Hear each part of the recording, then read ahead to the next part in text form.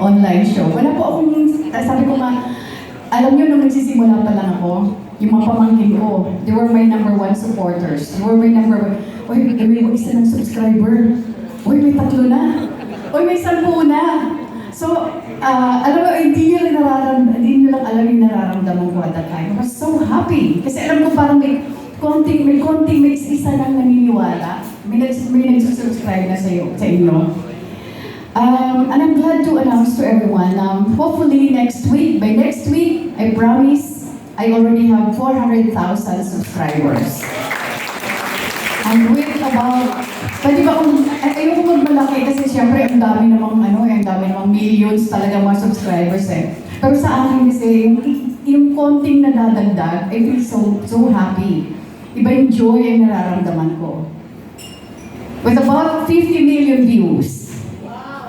Diba? So parang, ang dream ko, parang artista yun, diba, Ara? Pag gusto mong, ang pinaka-ultimate sa inyo yung magka-award, diba?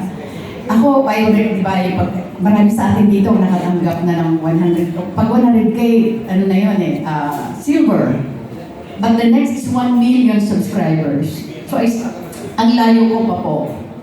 Pero despite that, I know na very strong ang aking programa. Nararamdaman ko po yun, not only because of some people telling me, isa sa pinakamalakas kong market or audience is the US. Isa ang pinakamalakas yun, pero overseas ang napakalakas ng suporta. They don't subscribe, but they watch me regularly.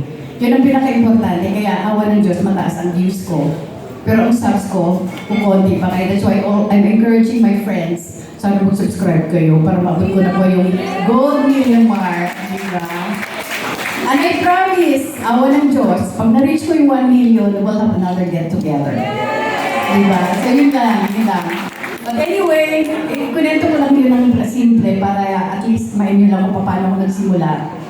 It was not even planned. Hindi ko po yung plinano.